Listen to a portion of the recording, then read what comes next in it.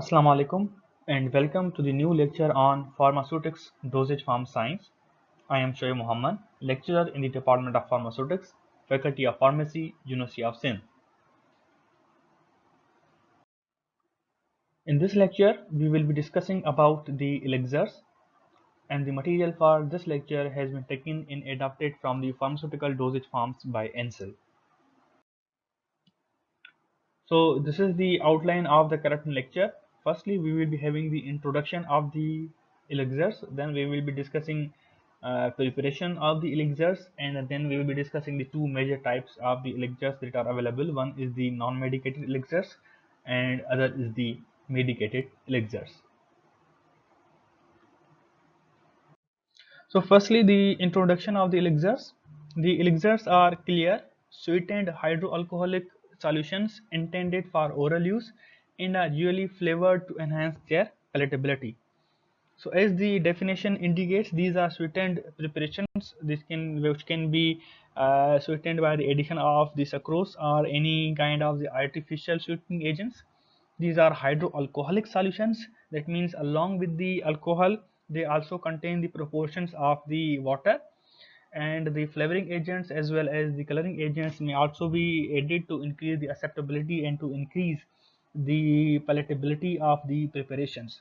The two major categories of the elixirs are the non-medicated elixirs, which are used as vehicles for different kinds of the medicinal substances, and others are the medicated elixirs, which contain a medicinal agent for a specific therapeutic effect. As compared to the syrups, the elixirs are more viscous and more sweet because of the presence of the more amount or more proportion of the sugar, as there is less solubility of the sucrose into the uh, alcohol.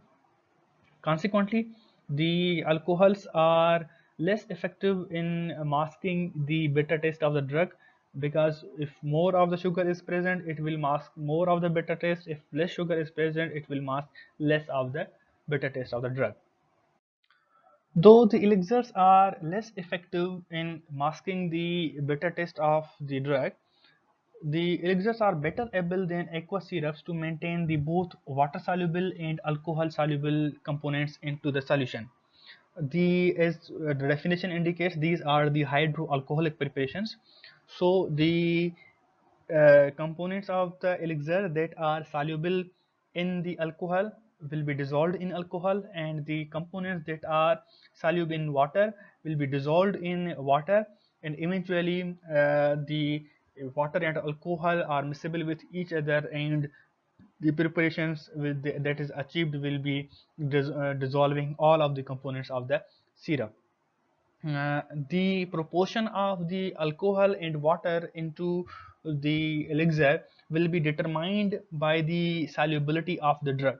If the drug is more soluble into the alcohol, there will be more proportion of the alcohol into the elixir. If the drug is more soluble in water, there will be more proportion of the water into the preparations. The preparations of the alcohols is also very simple.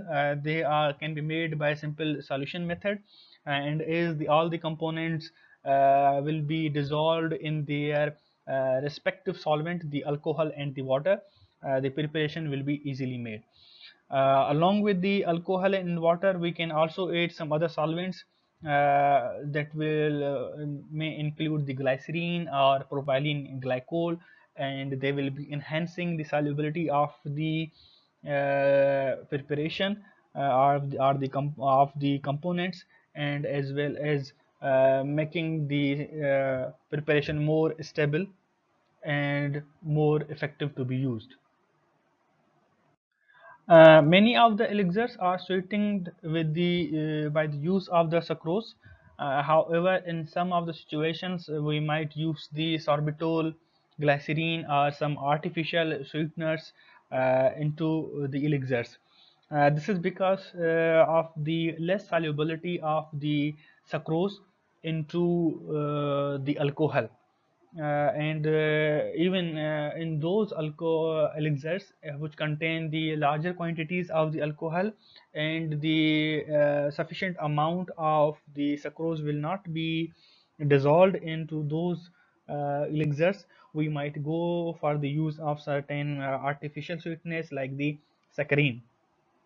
However, if there is only 10 to 12% of the alcohol present into the preparation will be self-preserving, and there will be no need of the any addition of the antimicrobial agent.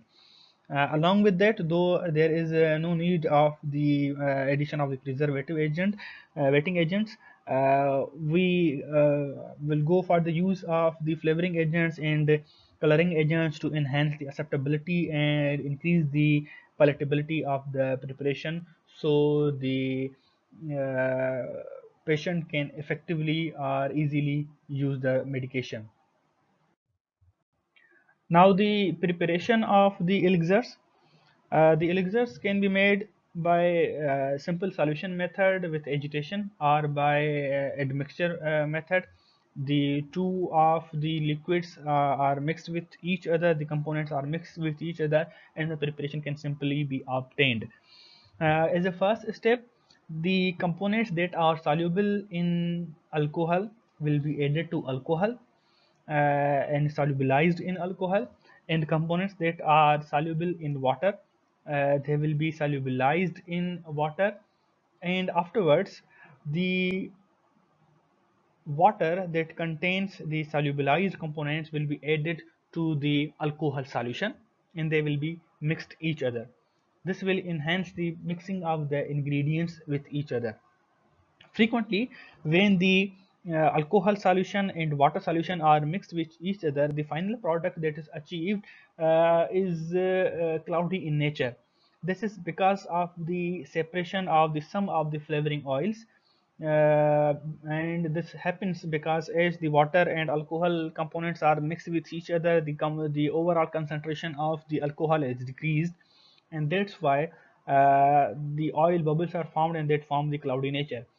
So if this happens, the preparation is allowed to stand for few hours or the prescribed number of hours, and after that prescribed number of hours, the oil globules will coalesce, and then they can be separated by the process of filtration. If the process of filtration is to be required into the preparation of the elixirs, we can use the talc as a filter aid, and it will absorb the excessive amounts of the oils that are present into the preparation and assist in the removal from the solution. We can also use the glycerine, sugar syrup, sorbitol, or propylene glycol into the preparation, and they will contribute into the preparation and give the more dissolution of the solutes and enhance the stability of the preparation. However, because of the presence of these components, the viscosity of the preparation will be increased, and the filtration process that is required to be carried out will be time taken, and it will slow the rate of filtration. Finally, the types of the elixirs, as earlier discussed, there are two major categories of the elixirs. Number one are the non-medicated elixirs, and others are the medicated elixirs. The non-medicated elixirs does not contain any kind of the drug. They only contain the alcohol, water, flavoring agents may be present, and the coloring agents and the sugar will be present into these kind of the preparations, and they have two major uses. They may be used as vehicles for therapeutic agents, or the agents which have the bitter taste of the drug, or for example an agent which is available into the solid dosage form into the market, and we want to give it into the liquid dosage form to the patient because it is will be acceptable to the patient into the liquid dosage form. So we will use the elixir, the non-medicated elixir, as a vehicle for that drug component. In other situations, we will be using the non-medicated elixirs for the dilution purpose. Now, for example, if the commercially available elixir is in much concentrated form, and we want to give it to the patient into a diluted form, so that the desired effect will should be produced into the patient. So for this purpose, we will dilute the commercially available elixir with the non-medicated elixirs. However, while doing this process, we have to consider some of the things. Number one, the concentration of the alcohol that is present into the non-medicated elixirs must be in conformity with the commercially available elixir. The second thing is that the coloring agents and the flavoring agents that are present into the non-medicated elixirs should also be conforming with the commercially available elixirs. So there should not be any chemical or physical incompatibility into the preparation. In the past, the non-medicated elixirs were widely used, and the most commonly used non-medicated elixirs included the compounded benzaldehyde elixir and isoalcoholic elixir. Finally, we have the medicated elixirs. The medicated elixirs contain medicinal agent for specific therapeutic effects. The mostly available official and commercial elixirs are the single therapeutic agent. It is more effective to use a single therapeutic agent because if two of the medicinal agents are present into the syrup, it will be difficulty. There will be difficulty in controlling the dose of the drug. For example, if the physician wants that the dose of one drug should be increased and the dose of other drug should be decreased, and if both of the drugs are present into a single formulation, the physician will be unable to do so. So for this purpose, it is required that the elixirs should be made into two separate formulations as a single therapeutic, which contain a single therapeutic agent, so that the dose of the one agent can be controlled. So this is all about the elixirs. Thank you very much for your time.